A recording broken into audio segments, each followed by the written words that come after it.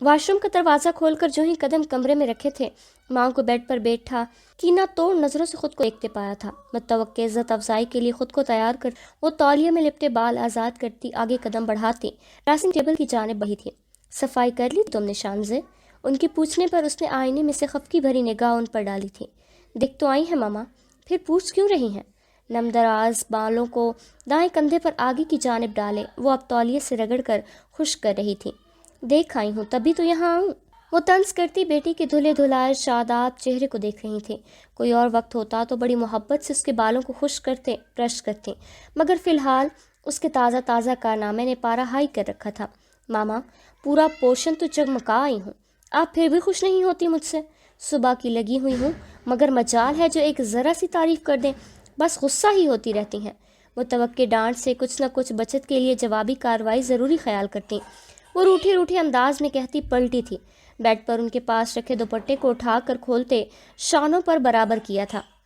صبح کی لگی ہوئی ہوں، مگر مجال ہے جو ایک ذرا سی تعریف کر دیں، بس غصہ ہی ہوتی رہتی ہیں۔ متوقع ڈانٹ سے کچھ نہ کچھ بچت کے لیے جوابی کارروائی ضروری خیال کرتی وہ روٹھے روٹھے انداز میں کہتی پلٹی تھی۔ بیڈ پر ان کے پاس رکھے دوپٹے کو اٹھا کر کھولتے شانوں پر برابر کیا۔ ضرور کرتی، تمہاری تعریف اگر تم اس ایک کمرے کے ساتھ سوتیلوں والا سلوک نہ کرتی تو۔ پتہ نہیں کیا خار ہے تمہیں اس سے، ہر بار یہی کرتی ہو، پورا پورشن لش پش کر کے آ جاؤ گی اور اس ایک کمرے کو یوں چھوڑ کر آ جاتی ہو کہ جیسے وہاں سانپ بچھو بیٹھے ہوں۔ اس کی جذباتی تقریر کا بن اثر لیے اسے گھور کر اب وہ کھرک گئی تھی، جو منہ بسور کر خاموشی سے سن رہی تھی۔ یہ سب کوئی نئی بات تو تھی نہیں، ہر ماہ اس کی والدہ کو بقول اس کے اوپر والے پورشن کی صفائی کا دورہ پڑتا تھا اور پھر اس سب میں درگت اس کی بنتی تھی۔ ایسے میں اس کا آدھا دن اوپر والے پورشن کی نظر ہو جاتا تھا۔ پوری دل جمی سے ایک ایک کونا کھدرا صاف کرنے کے باوجود اسے ان کی باتیں سننی پڑتی تھیں۔ وجہ تھی اس ایک کمرے میں اس کے جھانک کر دیکھنے تک کی زحمت گوارا نہ کرنا۔ سانپ بچھو نہیں، ناگ دیوتا کہیں، نخوت سے کہہ کر سر جھٹک کر منہ ہی منہ میں بڑبڑا اس نے جیسے ان کی اصلاح کی تھی۔ کیا کہا ابھی تم نے؟ ان کی سماعتوں تک اس کی آواز صحیح سے پہنچی نہیں تھی، ورنہ ایک اور گھنٹے کی کلاس لگنا لازم ہو جانا تھا۔ کچھ نہیں کہہ رہی ماما، آج بہت تھک گئی ہوں، اب کل جا کر صاف کر آؤں گی۔ لارڈ صاحب کا کمرہ، جان خلاصی کے لیے کہتے وہ واپس مڑ کر بالوں میں برش کا ارادہ رکھتی تھی۔ رہنے دو، تم کرنے والی ہوتی تو آج ہی کر کے آتی، میں خود جا کر لوں گی، تم اتارو اپنی تھکن، پہاڑ توڑائی ہو نا جیسے۔ اسے سخت نظروں سے گھورتے وہ جانے کے لیے اٹھ کھڑی ہوئی تھی، جب ہاتھ میں لیا برش اس نے پٹخنے کے سے انداز میں واپس ڈریسنگ ٹیبل پر رکھا تھا۔ ماما، وہ احتجاجی آواز میں چیخی تھی، مگر وہ بنا رکے دروازہ کھول کر کمرے سے نکل گئی تھی۔ رکیں تو صحیح، جا رہی ہوں میں پھر سے کام والی ماسی بننے، ابھی شاور لیا تھا، پھر سے بھوتنی بن کر آؤں گی واپس۔ ان کے پیچھے پیچھے کمرے سے نکلتے بالوں پر اچھے سے دوپٹہ لپیٹے وہ تیزی سے چلتی ہوئی ان سے پہلے سیڑھیاں عبور کر گئی تھی۔ تھپ تھپ ناراضگی و غصے سے سیڑھیاں چڑھتے ان کی آواز نے اس کا تعاقب کیا تھا۔ اب احسان کر رہی ہو تو ایک اور مہربانی کر دینا ماں پر، اس بار کوئی چیز توڑے بنا واپس آ جانا، ہر بار کچھ نہ کچھ توڑ کر آتی ہو، یہی حال رہا نا تو ایک دن وہ کمرہ سامان سے خالی ہو جانا ہے۔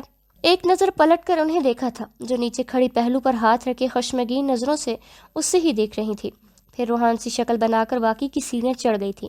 جھاڑو اٹھا کر جس لمحے وہ اس کمرے کے سامنے آ کھڑی ہوئی تھی، اسے وہ کمرہ بھی خود پر ہنستا محسوس ہوا تھا۔ غصے بھرے انداز میں دروازہ کھول کر اندر داخل ہوئی، تیز تیز ہاتھ چلاتے سب سے پہلے جالوں پر ہاتھ صاف کیا تھا، پھر جھاڑو لگا کر آخر میں ڈسٹنگ کی باری آئی تو پورا کمرہ آدھے گھنٹے کے بعد چمک رہا تھا۔ ایک مطمئن سی نگاہ چاروں اطراف ڈال کر وہ کمرے سے نکل جانے کو تھی، مگر پھر اماں کا جلالی چہرہ نظروں کے سامنے لہرایا۔ روحان سی ہو کر وہ بیڈ کے اوپر چڑھی تھی، پھر بیڈ گراؤنڈ کے اوپر دیوار پر آویزہ ان لارج فوٹو فریم کو یوں گھورا تھا کہ جیسے وہ صحیح سالم اس کے سامنے کھڑا ہو اور وہ اپنی آگ برساتی نظروں سے اسے بھسم کرنے کا تہیہ کیے ہوئے ہو۔ بیڈ سائڈ ٹیبل پر موجود اس کی تصویر کو وہ عرصہ ہوا دراز میں قید کر چکی تھی۔ یہ کہہ کر صفائی کرتے ہوئے اس سے چیزیں ٹوٹ جاتی ہیں، کسی دن وہ بھی گر گئی تو فریم پر فاتحہ پڑھنے کی نوبت آ جائے گی۔ وہ الگ بات کی چیزیں اس کے ہاتھ سے صرف اس کمرے کے اندر ہی صفائی کرتے ٹوٹتی تھی، ورنہ وہ اپنی اماں کی کافی سگڑ بیٹی ثابت ہوئی تھی۔ سانپ بچھو یہاں شاہ جنات بستے ہیں، اور ماما خواہ مخواہ ادنا سے حشرات سے ان کا موازنہ کرنے بیٹھ جاتی ہیں۔ بے دلی سے کپڑا فریم کے شیشے پر مارتے وہ حتی الامکان اس کے چہرے کے خدوخال پر نظر کرنے سے گریز برت رہی تھی۔ ان کے تو کرتوتوں پر ہی گرد پڑی ہوئی ہے، کیا ہو جائے اگر تھوڑی سی چہرے پر بھی پڑ جائے تو؟ مگر یہ بات میری اماں کو کون سمجھائے؟ تیزی سے جان چھڑانے والے انداز میں سیدھا الٹا ہاتھ مارتے وہ نیچے اتری تھی۔ اب سب ٹھیک تھا۔ ایک گہرا سکون آمیز سانس خارج کرتے وہ باہر نکلنے کو تھی کہ جب نظر دروازے کے ساتھ معلق دیوار کے ساتھ رکھے درمیانی سائز کے بک ریک پر سجے گلدان پر پڑی تھی۔ اس کی آنکھوں میں ایک بجلی سی گوندی تھی۔ اتنی دیر سے چہرے پر چھائے کوفت اور بیزاریت کے سارے آثار یک لخت زائل ہوئے تھے۔ اگلی ہی لمحے اس نے مسکراتے ہوئے اس گلدان کو دونوں ہاتھوں میں احتیاط سے اٹھا کر تھوڑا اونچا کیا تھا اور پھر دونوں ہاتھ پیچھے کرتے آنکھیں میچ کر 2 قدم پیچھے لیے تھے۔ چھناکی کی آواز آئی تھی اور نیچے سفید فرش پر نیلے کانچ بکھرتے چلے گئے تھے۔ آہ، چس آ گئی قسم سے۔ آنکھیں بند کرتے اس نے پر لطف انداز میں ٹھنڈی آہ بھری۔ اب صفائی کرتے ہوئے میرا دوپٹہ لگ گیا تو اس میں میری کیا غلطی؟ شانے اچکا کر معصومیت سے کہتے اس نے کان صاف کرنے کو خوشی خوشی اس بار جھاڑو اٹھایا تھا۔ اس کمرے کے در و دیوار نے تعصب سے اس خپتی لڑکی کو دیکھا تھا جو اس کمرے کے مکین سے اپنی سر جنگ کا بدلہ وہاں کی چیزیں توڑ کر لیتی تھی، جس کے قدموں کی آہٹ تک پچھلے کئی سالوں سے اس در و دیوار کو سننا نصیب نہیں ہوئی تھی۔ ابو دیکھیں، میرے پودے پر پہلا پھول لگا ہے۔ لاؤنج میں چائے کی چسکیوں کے ساتھ وہ اخبار پڑھنے میں گم تھے جب کھلے داخلی دروازے سے وہ چہچہاتی ہوئی آئی تھی۔ اخبار کا ایک کونا موڑ کر انہوں نے اینک کے پیچھے سے اپنی نوری نظر کو دیکھا جس کے چہرے پر 440 واٹ کا بلب روشن تھا۔ کیا قیامت آ گئی ہے جو صبح صبح چیخ رہی ہو؟ کچن سے جھنجھلاتی آواز کے ساتھ سائمہ باہر نکل آئی تھی۔ بیٹی کی چیخو پکار کبھی کبھی طبیعت پر بڑی گراں گزرتی تھی۔ قیامت نہیں آئی ماما، پہلا پھول کھلا ہے، وہ بھی اتنا خوبصورت، آئے آپ کو بھی دکھاؤں۔ اپنی ہی ترنگ میں کہتی ساتھ آفر کی گئی تھی، مجھے معاف رکھو، تم کچن میں بہت کام پڑا ہے، ابھی تم ہی جشن مناؤ۔ اس کی بچکانی حرکتوں پر کڑتی وہ واپس مڑ گئی تھی۔ جب اخبار رکھتے اینک اتار کر محمود صاحب مسکرا کر اٹھے تھے۔ تمہاری ماں کو باغبانی کا شغف ہی نہیں، ورنہ اسے پتا ہوتا کہ جب نیا پھول کھلتا ہے تو دل کو کیا خوشی میسر آتی ہے۔ چلو بھائی، اپنے باذوق باپ کو اس خوشی سے ہمکنار کرواؤ تم۔ بیٹی کے شانے پر بازو دراز کرتے راز و نیاز کرتے وہ باہر کی جانب بڑھ گئے اور پھر آدھا گھنٹہ وہ دونوں لان میں لگے پودوں پر سیر و حاصل گفتگو کرتے رہے تھے۔ بالآخر سائمہ کو خود ہی آ کر ناشتہ تیار ہونے کی اطلاع دینی پڑی تھی۔ ان باپ بیٹی کی چونچلوں کے چکر میں ناشتہ ٹھنڈا ہو جاتا ہے۔ منہ ہی منہ میں بڑبڑاتی ہوئی وہ میز سیٹ کر رہی تھی۔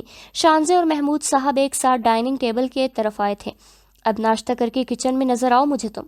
چائے کا کپ شوہر کے آگے رکھتی ہوئی انہوں نے ان کے ساتھ بیٹھی بریڈ دانتوں سے کترتی بیٹی کو گھورا تھا۔ کیا ہو گیا ہے بیگم؟ کیوں میری بیٹی کو صبح صبح تاپ کے نشانے پر رکھی ہوئی ہو؟ بیٹی نے اترے چہرے کو دیکھتے انہوں نے بیوی سے پوچھا تھا۔ بیٹے کے بھی کارنامے ملاحظہ فرما دیجیے کرے۔ محمود صاحب کل پھر میسم کے کمرے میں گلدان توڑ کر آئی ہیں۔ خدا جانے کیا بیر ہے اسے اس کمرے کی چیزوں سے، کچھ نہ کچھ توڑ کر ہی آتی ہے، اور وہ بھی چن چن کر وہ چیزیں جو بچے نے اپنی پسند سے لائی تھیں۔ میں تو یہ سوچتی ہوں خیر سے جب کبھی وہ واپس آئے گا اس کمرے کا صفایا نہ ہو چکا ہو۔ بنا لگی لپٹی رکھے انہوں نے بھی ساری روداد ان کی گوش گزار کر دی تھی۔ اس سب کے دوران وہ چہرے پر دنیا جہان کی مسکینیت طاری کر چکی تھی۔ محمود صاحب ہنس دیے تھے اور اس ہنسنے نے سائمہ کو اور بھی پتنگے لگائے تھے۔ بس آپ ہی کے لاڈ پیار نے اسے بگاڑ رکھا ہے۔ خیر سے کل اس کو بیاہنا بھی ہے۔ سسرال والے تو یہی کہیں گے نا، ماں نے کچھ سکھا کر نہیں بھیجا۔ خوب ناک کٹوائے گی اگلے گھر جا کر ماں کی۔ سر کو نخوت سے جھٹکتے انہوں نے اپنی چائے سامنے سرکائی تھی۔ ابو میں نے کون سا جان بوجھ کر توڑا ہے، بس لگ گیا میرا دوپٹہ بے دھیانی میں اور ٹوٹ گیا گلدان۔ وہ جو بھرپور انداز میں اپنا دفاع کرنے لگی تھی، ماں کی تنبیہی نظروں پر آخر میں منمنا کر رہ گئی۔ ہاں ہاں، یہ ساری بے دھیانیاں وہیں جا کر تو یاد آتی ہیں تمہیں۔ چائے کا سپ لیتے وہ اس کی لتیں بھی ساتھ خوب لے رہی تھی۔ کیا ہو گیا ہے سائمہ؟ کہہ تو رہی ہے بے دھیانی میں ہو گیا۔ ویسے بھی میری بیٹی بہت سمجھدار ہے، جو بھی کام اپنے ذمہ لیتی ہے اس کو بخوبی سر انجام دیتی ہے۔ بھلا جان بوجھ کر وہ ایسا کیوں کرے گی؟ وہ اس کی حمایت میں بول رہے تھے اور معصومیت بھری مسکراہٹ چہرے پر لیے اس نے شدمت سے گردن ہلائی تھی۔ دل میں کمینگی سے خوشی کا احساس جاگا تھا۔ یہ تو بالکل ٹھیک کہا آپ نے ابو، میں پوری ایمانداری سے اپنی ذمہ داریاں سارے کام کرتی ہوں، جیسے اس کمرے کی چیزیں توڑنا۔ سبرینہ کافی دنوں سے گھر نہیں آئی۔ ناشتہ کرتے ہوئے انہوں نے بڑی بیٹی کا خیال آیا تھا یا انہوں نے جان بوجھ کر موضوع بدلا تھا، مگر سچ چکر سائمہ کا دھیان اب بٹ گیا تھا۔ شانزے نے سکون آمیز سانس لیتے ناشتے کی جانب اپنی بھرپور توجہ مرکوز کی۔ سائمہ اب محمود کو سبرینا کے بارے میں بتا رہی تھی اور اب وہ سکون سے ناشتہ کر سکتی تھی۔ آفندی ہاؤس میں کبھی خوب رونقیں ہوا کرتی تھی، جب نچلے پورشن میں محمود آفندی اور اوپر والے پورشن میں بڑے بھائی سجاد آفندی کی فیملیز بسا کرتی تھیں۔ کھلے سے رقبے پر بنے اس گھر کے دونوں پورشن ایک سے ایک طرز پر تعمیر کیے گئے تھے۔ 3 bedrooms, drawing room, kitchen اور اس سے ملحق ڈائننگ روم کے ساتھ ٹی وی لاؤنج جدید طرز پر بنے ایک جیسے پورشن والے اس گھر کے مکین بھی ایک دوسرے سے جڑے ہوئے تھے۔ سجاد آفندی کے 3 بیٹے تھے۔ محمود آفندی کو اللہ نے 2 بیٹیوں سے نوازا تھا۔ اس گھر میں ہر وقت چہل پہل رہا کرتی تھی۔ اوپر نیچے کرتے دن کب شروع ہوتا اور کب اختتام پذیر کچھ پتہ نہ لگتا تھا۔ پھر تلاش معاش نے جیسے سب کو بکھیر کر رکھ دیا۔ سجاد کے بڑے بیٹے زید اپنی بیوی بچوں کے ساتھ بیرون ملک شفٹ ہو گئے، تو چھوٹا بیٹا علی جاب کے سلسلے میں کراچی رہائش پذیر ہو گیا۔ رہا میسم تو اسے بھی عرصہ ہوا تھا پردیس گئے ہوئے۔ جب تک سجاد کی بیوی زندہ تھی وہ یہیں رہی، پھر ان کی وفات کے بعد علی کے اصرار پر اس کے ہمراہ کراچی چلے گئے۔ اب کبھی خوشی غمی یا عید کی عید ہی اس گھر کی رونقیں بحال ہوتی تھی، وہ بھی جب زید اور علی اپنی بیوی بچوں کے ہمراہ آتے تھے۔ رہا میسم تو اسے عرصہ دراز ہوا تھا، نیو یارک گئے ہوئے، وہ صرف ایک بار واپس آیا تھا اپنی ماں کی بیماری کے آخری دنوں میں، وہ بھی صرف کچھ دن رہا۔ ان کی وفات کے بعد وہ واپس چلا گیا تو 8 سال ہوئے مڑ کر نہیں دیکھا تھا۔ خود محمود صاحب کی بڑی بیٹی بیاہ کر اپنے گھر کی ہو چکی تھی۔ اب آفندی ہاؤس میں آج کل صرف 3 لوگ بستے تھے، محمود، سائمہ اور شانزے کی تعلیم مکمل ہو چکی تھی۔ آج کل 1-2 رشتے بھی زیر بحث تھے۔ ایسے میں اسے رخصت کرنے کے خیال سے ہی محمود آفندی کا دل ہولنے لگتا تھا۔ اس کی موجودگی میں گھر گھر سا لگتا تھا۔ محبت تو انہیں دونوں بیٹیوں سے ہی تھی، مگر اپنی فرما بردار اور چہچہاتی ہنسمکھ طبیعت کے باعث اس سے انسیت زیادہ تھی۔ پھر تھی بھی وہ ان کے گھر کی چھوٹی اولاد، تو اس ناطے دل کے اور زیادہ قریب تھی۔ فی الحال تو وہ ٹال مٹول سے کام لے رہے تھے۔ سائمہ جب بھی کسی رشتے کا ذکر کرتی وہ یہ کہہ کر ٹال دیتے کہ اگلی بار سجاد آفندی کے آنے پر ان سے صلاح مشورہ کر کے کوئی فیصلہ کریں گے، مگر وہ خود بھی جانتے تھے یہ تدبیر صرف دل کو بہلانے کے مترادف ہے۔ ایک نہ ایک دن بیٹی کو رخصت انہوں کرنا ہی ہے۔ رات کھانے کے بعد سائمہ تو کچن سمیٹ کر نماز پڑھنے چلی گئی تھی، جبکہ وہ اپنے اور محمود آفندی کے لیے چائے کے 2 کپ کے لیے ٹی وی لاؤنج میں ڈیرا جما کر بیٹھ گئی تھی۔ ٹی وی اسکرین پر ہلکی آواز کے ساتھ پولیٹک ٹاک شاک چل رہا تھا، مگر اس جانب توجہ کسی کی نہیں تھی۔ سامنے میز پر لڈو کی بساط بچھی ہوئی تھی اور سنگل صوفے پر محمود، جبکہ پاس ہی نیچے کشن پر وہ خود براجمان تھی۔ امی کے متوقع ڈانٹ سے بچنے کے لیے وہ محمود صاحب کے گوٹ مارنے کے بعد خوشی کا اظہار بھی بہت دھیمی آواز میں کر رہی تھی، جبکہ ہار کے دہانے پر کھڑے محمود صاحب پرسوچ نظریں اپنی بچی 2 گوٹ پر جمائے ہوئے تھے۔ شریر نظروں سے انہیں دیکھتی وہ سامنے پڑے باؤل میں سے چپس نکال کر منہ میں رکھ رہی تھیں، جبکہ ان کے فون بجنے پر بدمزہ ہوئی تھی۔ جیب سے موبائل برآمد کرتے اسکرین پر جلتے نام کو مسکرا کر دیکھتے انہوں نے ریموٹ سے اینکر پرسن کی آواز کا گلا بالکل ہی گھونٹ کر رکھ دیا تھا۔ دوسرے ہاتھ سے کال ریسیو کر کے موبائل کان سے لگایا جا چکا تھا۔ وعلیکم السلام بیٹا، کیسے ہو؟ خوش دلی سے کہتے وہ پیچھے ہو کر بیٹھے تھے۔ میں بھی ٹھیک ہوں الحمدللہ، تمہاری چاچی بھی ٹھیک ہے؟ شانزے منہ میں چپس رکھتے بیزاری سے ٹی وی اسکرین دیکھتی کال بند ہونے کا انتظار کرنے لگی تھیں۔ آج تو بڑے دنوں بعد کال کی۔ میں صبح بھی ذکر کر رہا تھا سائمہ سے کہ میسم کی کال نہیں آئی، کافی دن ہوئے، محمود کہہ رہے تھے، اور میسم نام پر اس کے کان کھڑے ہو گئے تھے۔ شدید بدمزہ ہوتے ہوئے اس نے سامنے بچھی لوڈو کی گیم پر دل ہی دل فاتحہ پڑھ ڈالی تھی اور فہمائشی نظروں سے اپنے باپ کو دیکھا تھا، جو ابھی 2 دن پہلے اس سے 1 گھنٹہ بات کر کے بھی بہت دنوں بعد کال کا گلہ کر رہے تھے۔ بے دلی سے گوٹ اکٹھی کرتے اس کا موڈ بری طرح سے آف ہو چکا تھا۔ محمود صاحب اس کی طرف متوجہ نہیں تھے۔ لوڈو اٹھا کر اٹھتی وہ جانتی تھی کہ اگلے آدھے پونے گھنٹے تک اب انہیں فرصت ملنے والی نہیں تھی۔ ویسے تو اس کے منہ میں زبان نہیں ہے، اسے دیکھ کر تو لگتا ہے کہ جیسے مہینوں بعد کبھی بولتا ہوگا، مگر محمود آفندی سے پتہ نہیں کیسے اتنی دیر تک اور کیا کیا باتیں کر لیتا تھا، اور یہی بات اسے اور بھی چبھتی تھی۔ رات وہ جلدی اٹھ کر سونے چلی گئی تھی، مگر صبح ناشتے کی ٹیبل پر اس کے سر پر بم پھوڑا گیا تھا کہ میسم عباس واپس آ رہا تھا۔ صبح صبح ہی اس کی بھوک پیاس سب اڑ گئی تھی۔ اڑے حواس کے ساتھ وہ مندلی سے ناشتہ کر رہی تھی، جبکہ اس کے برعکس محمود اور سائمہ بڑی خوش اور پرجوش تھے۔ اسے بھی خوشی ہوتی اگر یہی اطلاع زید یا علی کی آمد کے بارے میں ہوتی، تب تو اس کی خود کی استقبال کی تیاریاں عروج پر ہوتی۔ گھر کی صفائی کے بعد اس نے کھڑاک سے سبرینا کو کال ملائی تھی اور اس کی توقع کے عین مطابق شام کو وہ گھر پہنچ چکی تھی۔ اس وقت اپنے اور اس کے مشترکہ کمرے میں وہ دونوں بہنیں بیٹھی ہوئی تھیں۔ سوال یہ پیدا ہوتا ہے، اتنے عرصے بعد اسے واپسی کی کیا سوچی؟ اپنے بستر پر نیم دراز وہ کونی تکیے پر ٹکائے اپنا سر ہاتھ پر رکھے اسے دیکھ رہی تھی، جو اس سے ذرا فاصلے پر اپنے بیڈ پر آلتی پالتی مارے بیٹھی تھی۔ ابو بتا رہے تھے ان کا جاب کانٹریکٹ ختم ہو گیا ہے، تو ظاہر بات ہے واپس تو آنا ہی ہے۔ اس نے اطلاع دی تھی۔ خیر آنا ہے تو آتا رہے ہماری بلا سے، خاندان بھر میں کوئی سیدھے منہ بات تو کرتا نہیں، یہاں تک کہ تایا ابو بھی مشکل ہی بات کرتے ہیں، اور ایک ہمارے ابا کو اس کی محبت کا بخار چڑھا ہوا ہے۔ ناک منہ چڑھا کر کہا گیا تھا۔ مجھے تو یہی نہیں بھولتا کہ انہوں نے فریحہ بھابھی کے ساتھ کیا ظلم کیا تھا۔ وہ اداسی سے بولی۔ سالوں پہلے کی بھولی بسری یاد پھر سے تازہ ہونے لگی تھی۔ بھولنے والی حرکت کی بھی تو نہیں تھی، اور پھر کون سا فریحہ پر ہی بس کر دی تھی۔ وہاں امریکہ میں جس انگریز لڑکی سے شادی رچائی تھی وہ کون سا کامیاب ہو پائی؟ اب یہ تو نہیں ہو سکتا نا کہ اس کی زندگی میں آنے والی عورتوں کا ہی ہر بار قصور ہو، باقی سب غلط اور ایک وہ سب صحیح ہو۔ یقیناً اس کی ذات میں ہی کچھ کمی ہوگی جو کوئی بھی لڑکی زیادہ عرصے سے جھیل نہیں پاتی۔ میں تو شکر پڑتی ہوں اللہ نے مجھے بچا لیا، ورنہ فریحہ کی جگہ میں ہوتی۔ ایک جھرجھری سی لے کر کہتی وہ اٹھ بیٹھی تھی، ساتھ ہی اپنے کھلے بکھرے شانوں سے نیچے آتے خوبصورت بالوں کو سمیٹا تھا۔ شانزے نے اس سے متفق ہوتے اس بات میں سر ہلایا تھا۔ واقعی میں یہ سبرینا کی اپنی دلیری تھی یا اچھی قسمت جو وہ گھر کے بڑوں کے فیصلے کے سامنے ڈٹ گئی تھی، ورنہ تایا ابو اور ابو دونوں کی خواہش میسم اور سبرینا کو ایک ساتھ دیکھنے کی تھی۔ میسم نے تو کوئی اعتراض نہیں کیا تھا، مگر صدا کی پراعتماد اور منہ پھٹ سبرینا نے جھٹ سے اپنا مقدمہ بڑوں کی عدالت میں پیش کر دیا تھا۔ وجہ تھی اسے میسم کا ایک آنکھ نہ بھانا۔ دونوں کے مزاج میں زمین آسمان کا فرق تھا۔ میسم کی حد درجے سنجیدگی اور کمگوئی کے باعث وہ گھر بھر میں سب سے الگ تھلگ رہتا تھا۔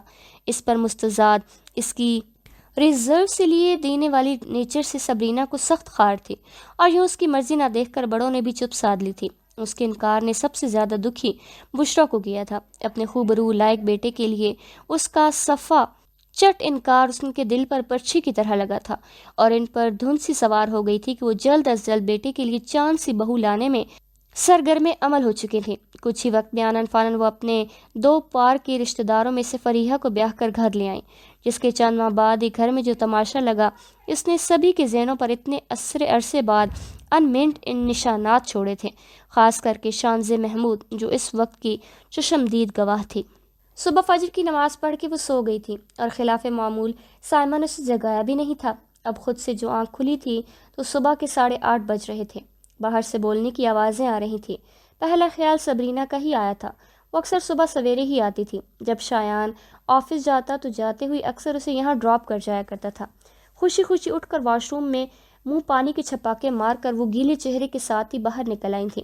لاؤنج میں محمود آفندی کے سامنے اس کی طرف پشت کیے بیٹھے شخص کو دیکھ کر اس کے تیز قدموں کی رفتار دھیمی پڑتی تھم گئی تھی۔ وہ شایان تو نہیں تھا، اتنا تو وہ جان گئی تھی۔ پھر کون تھا جسے ڈرائنگ روم کی بجائے لاؤنج میں بٹھایا گیا تھا؟ متذبذب سی وہیں کھڑی وہ سوچ میں پڑ گئی تھی، آیا آگے جائے یا یہیں سے واپس کمرے کی راہ لے، جب محمود آفندی کی نگاہ اٹھی تھی۔ شانزے آ جاؤ بیٹا، دیکھو کون آیا ہے۔ ابو کی پکار پر وہ مسکرا کر دوپٹہ شانوں پر برابر کرتی ایک کونا سر پر ٹکائے آگے بڑھی تھی۔ صوفے کے پیچھے سے گھوم کر جب وہ محمود صاحب کے پہلو میں جا کر کھڑی ہوئی تب اس شخص کا چہرہ اسے پوری طرح دکھائی دیا تھا، اور سلام کرنے کے لیے کھلا منہ کھلے کا کھلا ہی رہ گیا تھا۔ 8 سال بعد اسے ضرور دیکھ رہی تھی، مگر اس کے نئے نقش اب بھی ذہن کی تختی پر پوری طرح نقش تھے۔ وہ بھی تھوڑی اٹھا کر اسے ہی دیکھ رہا تھا، پہلے سے قدرے بھری جسامت اور صاف رنگت کے ساتھ اپنے تیکھے نین نکوش اور تھکاوٹ و نیند کی کمی کے باعث ہلکی گلابی ڈوروں والی آنکھیں لیے وہ اسے پہچان تو گئی تھی۔ رہی صحیح کسر محمود صاحب نے پوری کر دی۔ میسم آیا ہے ابھی کچھ دیر پہلے ہی، اور میسم یہ شانزے ہے۔ پہچانا تم جب گئے تھے تب تو بہت چھوٹی تھی۔ خوش دلی سے بیک وقت دونوں کو متعارف کروایا گیا تھا۔ میسم اس کے ہونک بنی شکل سے نظر ہٹاتا مسکرا کر محمود آفندی کی جانب متوجہ ہوتا سر ہلا گیا تھا۔ وہ اسے نہ پہچانتا اگر محمود اسے اس کے نام سے نہ پکارتے۔ جب وہ گیا تھا تب وہ 12 سال کی تھی۔ 2 پونیاں بنائے پورے گھر میں اچھلتی کودتی پائی جاتی تھی، جس کی شرارتوں سے پورے گھر میں ایک بھونچال سا آیا رہتا تھا، مگر اس کی سنجیدہ طبیعت کے باعث اس سے ذرا خائف ہی رہتی تھی۔ اور اب کھلی کھلی رنگت کے ساتھ خوبصورت نقوش لیے سر پر سلیقے سے دوپٹہ لیے وہ واقعی ہی بڑی ہو گئی تھی کہ اسے پہچاننے میں دشواری ہوئی تھی۔ کیسی ہو تو؟ اسے یوں ہی یک ٹک حیرانگی سے خود کو دیکھتے کم اور گھورتے زیادہ پا کر اسے ہی بولنا پڑا تھا۔ اس کی آواز اور لب و لہجہ اب بھی بالکل پہلے جیسا تھا، آرام سے ٹھہر ٹھہر کر بولتا، شانت سا انداز۔ میں ٹھیک ہوں، آپ ٹھیک ہیں؟ ہوش میں آتے باپ کے سامنے رواداری کا مظاہرہ کرتے اس نے بھی حال دریافت کر ہی لیا تھا، جس پر سر کو جنبش دیتے وہ ایک بار پھر محمود آفندی کی جانب متوجہ ہو چکا تھا۔ میں ماما کو دیکھتی ہوں، محمود صاحب کو دیکھ کر کہتی وہ سر پٹ وہاں سے غائب ہوئی تھی۔ کچن میں غائب دماغی سے داخل ہوتے کھانے کی خوشبوؤں نے اس کے حواس کو جھنجھوڑ ڈالا تھا۔ ماما مصروف سی تیز تیز ہاتھ چلاتے ہوئی ہانڈی میں دوئی چلا رہی تھی۔ اٹھ گئی تم؟ شکر ہے، اب جلدی سے یہ چائے دیکھ کر ناشتہ ٹیبل پر لگانے کی کرو۔ ان کا موڈ خوشگوار تھا، تبھی اسے ڈانٹنے کے بجائے وہ نارمل انداز میں بات کر رہی تھی۔ خود اب وہ برنر بند کرتے بھنا ہوا قیمہ ڈش آؤٹ کر رہی تھی۔ یہ کب آئے؟ کھولتی ہوئی چائے کو دیکھتے وہ پوچھ رہی تھی۔ صبح صبح آیا ہے، ڈور بیل پر تمہارے ابو نے دروازہ کھولا تو باہر کھڑا تھا۔ تمہارے ابو نے تو ڈانٹ بھی دیا کہ بنا اطلاع کیوں آیا، بتا دیتا تو کم از کم ایئرپورٹ پر سے پک تو کر لیتے۔ بیچارے کو کہاں سامان کے ساتھ خوار ہوتا ٹیکسی میں آیا ہوگا۔ ان کے لہجے میں چھپی محبت و فکر نے شانزے کا موڈ خراب کیا تھا۔ امی، ٹیکسی میں بندہ کہاں خوار ہوتا ہے؟ آپ تو یوں کہہ رہی ہیں کہ جیسے پیدل اپنا سارا لگیج سر پر اٹھا کر آئے ہیں۔ چائے دان میں چائے انڈیلتی وہ منہ پھلا کر اظہار رائے کر رہی تھی۔ سائمہ نے ایک تیز نگاہ بیٹی پر ڈالی۔ میری بات سنو شانزے، خبردار جو تم نے اپنی زبان کی یہ جوہر بچے کے سامنے دیکھا ہے، مجھ سے برا کوئی نہیں ہوگا۔ انسانوں کی طرح شرافت کے جامے میں رہنا، اتنے سالوں بعد وہ گھر آیا ہے، کوئی تلخ بات اس کے سامنے کرنے کی کوئی ضرورت نہیں ہے۔ ابھی وہ دوسری آئے گی تو اس کے ساتھ بھی مغز ماری کرنی پڑے گی۔ یاد رکھنا وہ اپنے گھر واپس آیا ہے، تم لوگوں کے گھر نہیں جو اتنے دنوں سے تم دونوں بہنیں کے ناک منہ چڑھے ہوئے ہیں۔ سب نظر آ رہا ہے مجھے۔ ہاتھ روک کر دبی ہوئی آواز میں بیٹی کو کھری کھری سناتے ایک تنبیہی نگاہ ڈال کر وہ ناشتے کا سامان اٹھا کر باہر نکل گئی تھی۔ پیچھے صبح ہی صبح ہونے والی اس عزت افزائی پر اس کے موڈ کی رہی سہی بتی بھی گل ہو چکی تھی۔ باقی ماندہ عزت بچانے کو اس نے بھی تیز تیز ہاتھ ہلاتے باہر کی راہ لی۔ میسم کو دیکھ کر آئی ہو نا، کس چیز کی ضرورت تو نہیں؟ رات کو کمرے میں آنے پر محمود آفندی ان سے استفسار کر رہے تھے۔ انہوں نے بدلے میں سر ہلاتے بستر پر اپنی جگہ سنبھالی تھی۔ فکر کیوں کرتے ہیں محمود، میرا بھی اپنا ہی بچہ ہے۔ ان کی فکر مندی پر وہ مسکرا دی تھی۔ بھابھی کی موت کے بعد پہلی بار گھر آیا ہے نا، تو ظاہری بات ہے محسوس تو کرے گا۔ بھابھی سب سے زیادہ پیار بھی تو اسی سے کرتی تھیں، دیکھا نہیں کیسے اس کے باہر جانے کے کچھ ہی عرصے میں بستر مرگ تک پہنچ گئی تھی۔ اور پھر بھائی صاحب اور زید علی بھی تو یہاں نہیں ہے، اکیلا پن محسوس نہ کرے، بس اس لیے کہہ رہا ہوں۔ بستر پر نیم دراز ان کی طرف دیکھتے انہوں نے تفصیلی جواب دیا تھا۔ میسم انہیں باقی بھتیجوں کی نسبت زیادہ پیارا تھا، جس کی جھلک انہیں قول و فعل میں خوب نظر آتی تھی۔ کہہ تو ٹھیک رہے ہیں محمود صاحب، بھائی صاحب کو چاہیے کہ اب باہمی رنجش ترک کر کے میسم کے لیے کوئی اچھا سا رشتہ ڈھونڈ کر شادی کر دیں۔ آخر کب تک یوں ہی چھڑا چھاٹ گھومتا رہے گا؟ خیر سے اس سے چھوٹا علی بیوی بچوں والا ہے، اس کی بھی ایک بار شادی ہو گئی تو پھر زندگی میں توازن آ جائے گا۔ ویسے بھی اب اس بات کو کافی عرصہ ہو گیا ہے، غلطیاں تو سبھی کرتے ہیں، میسم سے بھی چلو ہو گئی۔ غلطی آج کل کی جوان نسل نے تو اسے فیشن بنایا ہوا ہے، اگر اب ساری زندگی تو اس غلطی کی نظر نہیں ہو سکتی نا۔ ڈھکے چھپے لفظوں میں شوہر سے کہتے انہوں نے گہرا سانس لیا تھا۔ محمود صاحب نے بھی بات سمجھتے ہوئے سر کو پرسوچ انداز میں ہلایا تھا۔ کہہ رہا ہے 1-2 دن میں کراچی جائے گا بھائی صاحب سے ملنے، ایک بار مل آئے تو پھر میں خود بات کروں گا بھائی صاحب سے۔ کہتے ہوئے وہ سرہانہ سیدھا کرتے سونے کے لیے لیٹ گئے تھے۔ سائمہ بھی اٹھ کر وضو کی نیت سے واش روم کی جانب بڑھ گئی تھی۔ رات کا نہ جانے کون سا پہر تھا جب اس کی آنکھ پیاس لگنے کی وجہ سے کھلی تھی۔ مندی مندی آنکھیں کھول کر بیڈ سائڈ پر ٹیبل پر پانی کی بوتل تلاشنی چاہی، مگر آج کا دن اتنا برا تھا کہ وہ رات سونے سے پہلے پانی رکھنا بھی بھول گئی تھی۔ صبح صبح جس شخص کا چہرہ دیکھا تھا، اس کے بعد دن اچھا گزرنے کی کوئی امید اسے یوں بھی نہیں نظر آ رہی تھی، جس پر مہر ثبت پورا دن ماما نے اس کی دوڑیں لگوا کر کی تھیں۔ ناشتے کے بعد موصوف کا کمرہ صاف کرنے کی ذمہ داری اسی کے سر ڈالی گئی تھی۔ ماما کی نگرانی میں اس نے کونا کونا چمکا ڈالا تھا۔ حالانکہ کچھ دن پہلے ہی وہ یوم صفائی منا کر گئی تھی، مگر سائمہ کو اس پر یقین نہیں تھا۔ اس کے بعد کا بچا کچا پورا دن کچن میں کھپتے گزر گیا تھا۔ اتنی تیاری دیکھ کر اسے ہول اٹھنے لگے تھے۔ ماما ساری کسریں ایک ہی دن میں نکالنے کے در پہ تھیں، پتہ نہیں کتنی ڈشیں تو وہ بنا چکی تھیں، وہ اکیلا کیا کیا ٹھونسے گا، یہ سوچ سوچ کر شانزے اپنا خون جلاتی رہی تھی۔ اور وہ سارا دن خواب خرگوش کے مزے لیتا رات کھانے کی ٹیبل پر دوبارہ نظر آیا تھا۔ اس کے ماں باپ اسے وہ VIP پروٹوکول دے رہے تھے کہ جیسے وہ سکندر اعظم ہو اور دنیا فتح کر کے واپس لوٹا ہو، اور یہ سب دیکھ دیکھ کر اس کی اپنی بھوک مر گئی تھی۔ اب پیاس کے ساتھ ساتھ بھوک کا احساس بھی جاگ اٹھا تھا۔ بستر سے اٹھ کر دوپٹہ گلے میں ڈالتے وہ کمرے سے نکل کر کچن میں آئی تھی۔ پہلے تو ایک گلاس پانی کا وہیں رکھی کرسی پر بیٹھ کر اطمینان سے پیا تھا، پھر فریج کھول کر جائزہ لیا۔ کچھ سوچ و بچار کے بعد رشین سیلڈ کا انتخاب کیا تھا۔ وجہ تھی اسے وہ ٹھنڈا بھی کھا سکتی تھی، ورنہ دوسری کوئی بھی چیز منتخب کرتے اسے پہلے اسے گرم کرنا پڑتا، جو اس وقت اسے بالکل بھی منظور نہیں تھا۔ باؤل سے نکال کر وہ سکون سے وہیں بیٹھتی کھانے میں مگن ہو گئی تھی۔ ابھی 2-3 چمچ ہی لیے تھے کہ جب قدموں کی آہٹ پر سر اٹھا کر دیکھا تھا۔ وہ جو اپنے ہی دھیان میں کچن میں داخل ہو رہا تھا، اسے سامنے پا کر وہ بھی لمحے کے لیے رک سا گیا تھا۔ شانزے کا چمچ منہ میں ہی رہ گیا تھا۔ تعجب سے اسے گھور کر دیکھا تھا جو ٹراؤزر شرٹ میں ملبوس، پاؤں میں سلیپر ار سے ہلکے سے منتشر بالوں کے ساتھ سامنے کھڑا تھا۔ اس کا جائزہ لینے کے بعد اس نے گردن گھما کر ایک نظر کچن میں آویزاں وال کلاک پر ڈالی تھی جو رات کے 2 بجا رہی تھی۔ بنا کسی اچھے میزبان کے اس کی آمد کا مدعا جانے پر وہ جھک کر منہ سے چمچ نکالتے دوبارہ کھانے کی جانب متوجہ ہو چکی تھی، جیسے اس نے اسے وہاں دیکھا ہی نہ ہو۔ میسم کو نہ چاہتے ہوئے بھی آکورڈ سی فیلنگ آنے لگی۔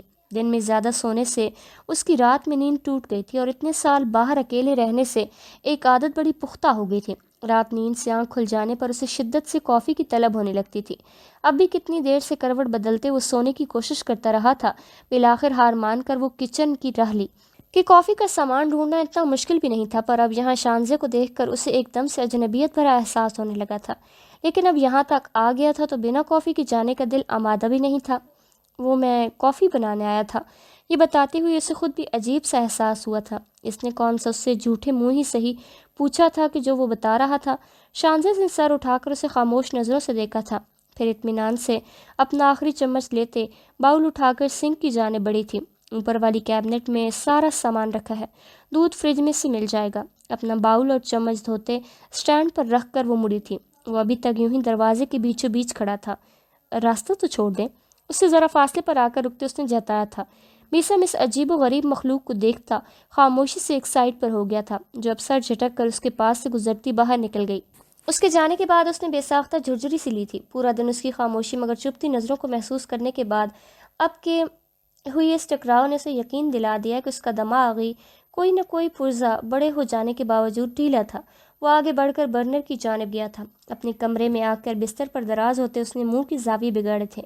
بتا تو ایسے رہے تھے کہ جیسے میں جی جان سے ان کو کافی بنا کر نوش کرنے کے لیے پیش کروں گی۔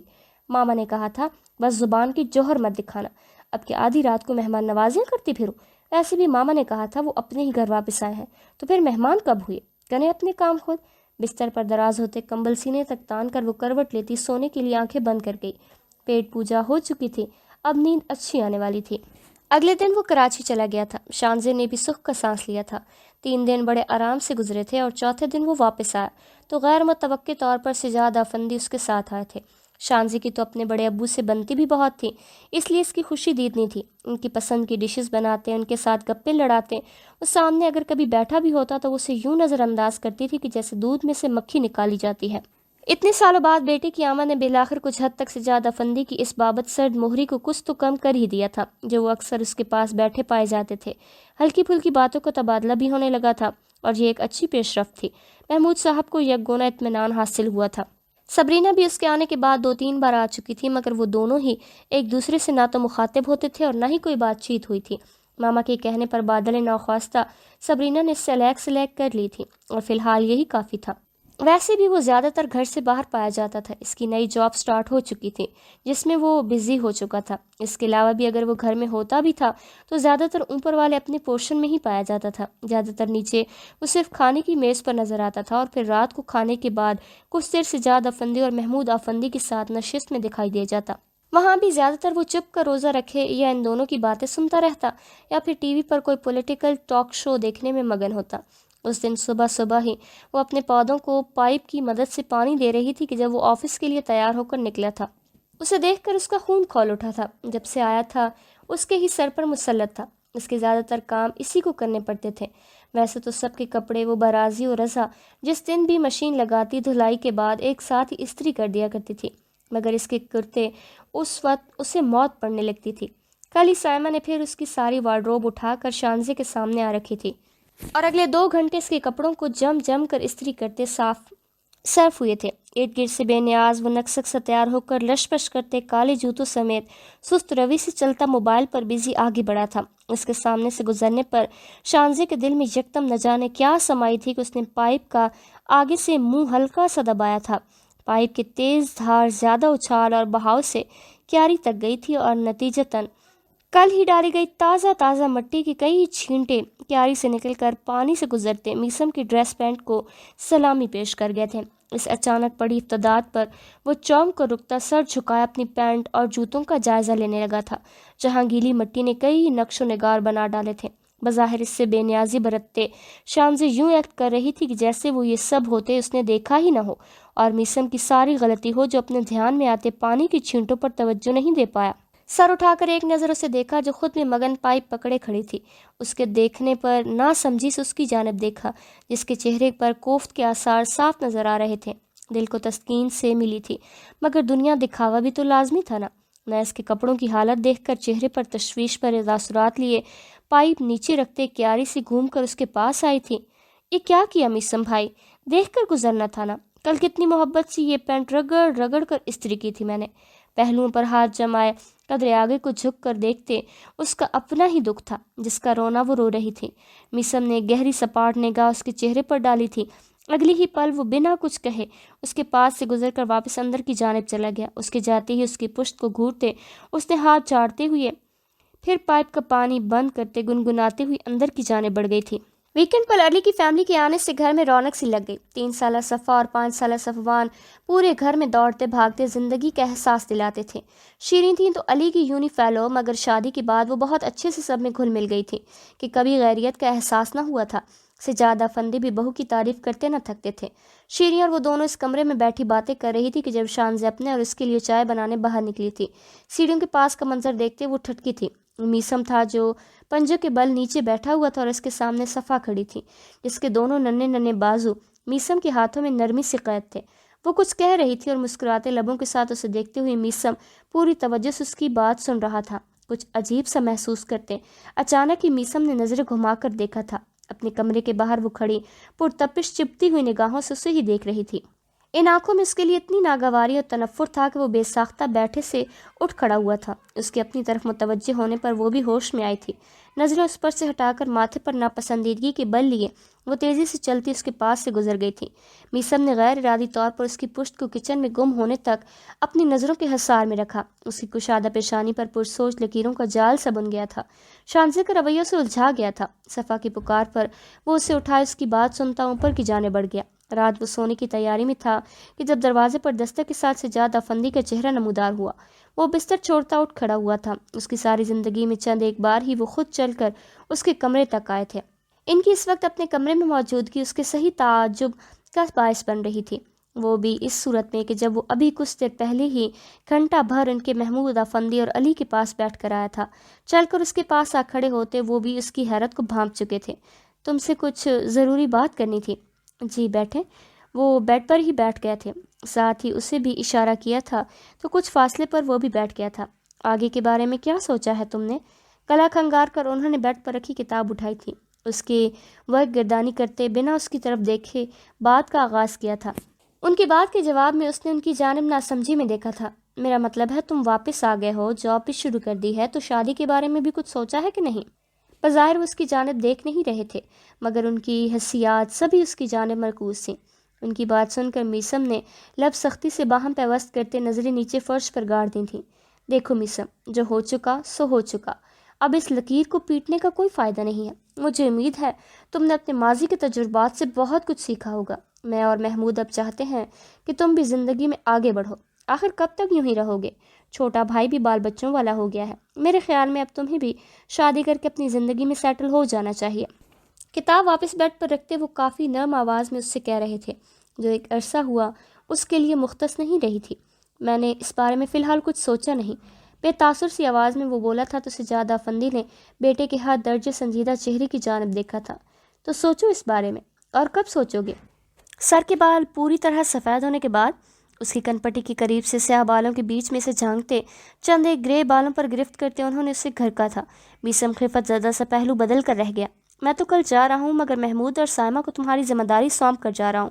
وہ تمہارے لیے کوئی معقول رشتہ تلاش کریں گے۔ اگلی بار کا چکر میرا بھی جلدی ہی لگے گا۔ آج شانزے کو دیکھنے بھی کچھ لوگ آئے ہیں۔ لڑکا انگلینڈ ہوتا ہے، اگلے ماہ وہ واپس آئے گا تو دیکھ بھال کر ہی بات آگے بڑھائیں گے۔ تب تک میں نے محمود کی ڈیوٹی لگائی ہے کہ وہ تمہارے لیے بھی کوئی اچھا سا رشتہ دیکھ لے، اس لیے تم بھی خود کو ذہنی طور پر تیار رکھو، اور میں امید کرتا ہوں کہ اپنی سابقہ غلطیوں سے تم نے بہت کچھ سیکھا ہوگا اور اس بار تم انہیں نہیں دہراؤ گے۔ کہتے ہوئے آخر میں ان کا لب و لہجہ ہلکی سی تلخی کی نظر ہو گیا تھا۔ اٹھ کر کھڑے ہوتے ہاتھ پیچھے باندھ کر انہوں نے پہلو میں کھڑے ہوئے بیٹے کو ایک نظر دیکھا تھا۔ میری بات سمجھ تو آ گئی ہوگی؟ میسم نے صرف ایک لمحے کے لیے ان کا چہرہ دیکھا، پھر نگاہ چراتے سر ہلا دیا۔ سجاد افندی کے چہرے پر تناؤ کی کیفیت زائل ہوئی تھی۔ ہاتھ بڑھا کر بیٹے کا کندھا تھپکا تھا۔ اب میں چلتا ہوں۔ ان کے ساتھ وہ دروازے تک انہیں چھوڑنے آیا تھا، پھر دروازہ بند کرتے گہرا سانس خارج کرتے تھکے تھکے سے انداز میں بیڈ کی جانب بڑھا تھا۔ سائڈ لیمپ کی تیز روشنی کم کرتے کتاب اٹھا کر سائڈ ٹیبل پر رکھی تھی اور خود بیڈ پر دراز ہوا تھا۔ اتنے سالوں بعد ایک بار پھر سے شادی کا موضوع چھڑ چکا تھا، جس کے بارے میں اس نے عرصہ ہوا سوچنا تک گوارا نہیں کیا۔ فریحہ سے شادی ٹوٹنے کے بعد امریکہ چلے جانے کے باوجود اسے 2 سال لگے تھے اس ذہنی انتشار میں سے باہر نکلنے۔ پھر امی کی اچانک موت نے اسے اور بھی زیادہ ذہنی اور جذباتی توڑ پھوڑ کا شکار کیا تھا۔ ایسے میں اس کی کولیگ روز کی اس میں حد درجے بڑھتی دلچسپی اور جذباتی سہارے نے اس سے ایک اور فاش غلطی کروائی تھی۔ روز کا پرپوزل بنا سوچے سمجھے اس نے آنن فانن قبول کر لیا تھا۔ گھر میں سب کی اس سے لا تعلقی فریحہ سے طلاق کے بعد سے ہنوز قائم تھی۔ اس کی دوسری شادی پر جیسے سب نے اس کے اس حال پر چھوڑ دیا تھا۔ ایک محمود آفندی تھے جنہوں نے خوشی کا اظہار کرتے اس کے لیے نیک خواہشات کا اظہار کیا، مگر صرف 6 ماہ کے عرصے میں ہی اس کی شادی کا انجام بھی طلاق کی صورت میں سامنے آیا، جس کے بعد 7 سال ہونے کو آئے تھے۔ اس نے کبھی شادی کرنے کے بارے میں سوچا تک نہیں تھا۔ مدھم روشنی میں چھت کو تکتے ہوئے نیند اب ان کی آنکھوں سے کوسوں دور تھی۔ علی کے بچے سجاد افندی سے خاص لگاؤ رکھتے تھے۔ پہلی بار ایسا ہوا تھا کہ جو وہ ان کے بغیر یہاں آئے تھے، اور وہ بھی 1 ماہ سے اوپر ہونے کو آیا تھا، یہیں پر رکے ہوئے تھے۔ شیریں علی کی بیوی بار بار کال کر کے ان کی واپسی کا پوچھ رہی تھی کہ بچوں نے ان کی ناک میں دم کر رکھا تھا۔ اس ویکنڈ پر وہ سب آ رہے تھے، پھر ممکن تھا سجاد افندی بھی ان کے ساتھ ہی واپس ہو لیتے۔ اسی لیے سائمہ کا اصرار بڑھ گیا تھا کہ محمود صاحب اب سجاد افندی سے شانزے کے لیے آئے رشتوں کی بابت بات کر کے کوئی صلاح مشورہ کر کے بات آگے بڑھائیں۔ اسی سلسلے میں دونوں بھائی سر جوڑ کر بیٹھے تھے جب شانزے سے بات چلتی میسم پر آ رکی تھی۔ محمود صاحب نے محتاط سے انداز میں بھائی کی توجہ اس جانب بھی مبذول کروائی تھی، جس کے بعد انہوں نے گھمبیر چپ سادھ لی تھی۔ جانتے تو ہو محمود، خاندان بھر میں اس کی فریحہ سے طلاق کی وجہ سے جنگل میں آگ کی طرح پھیلی، کس قدر پورے خاندان میں شرمندگی کا سامنا کرنا پڑا تھا۔ پھر جو اس نے وہاں امریکہ میں اپنی کولیگ سے نکاح کیا تھا، اس کا بھی قریب قریب کے رشتہ داروں کو پتہ ہی ہے۔ 2 شادیوں میں ناکامی کے بعد آخر خاندان میں کون اسے اپنی بیٹی دے گا، اور خاندان سے باہر ڈھونڈنے کے لیے تو کافی وقت درکار ہے۔ لیکن خیر، کسی میرج بیورو سے بات کر کے دیکھ لیتے ہیں، شاید کوئی اچھی لڑکی مل جائے تو میری بھی اس کو لے کر فکر ختم ہو۔ ماں تو آخری وقت تک اسے گھر بسانے کا خواب آنکھوں میں لیے حسرت سے منو مٹی تلے جا سوئی ہے۔ مجھے بھی پتہ نہیں دیکھنا نصیب ہوگا یا نہیں۔ کچھ دیر بعد جب وہ بولے تو محمود صاحب کو ان کی بات سن کر خوشی ہوئی تھی، یعنی انہیں بھی اس کی پرواہ تھی، بس جتاتے نہیں تھے۔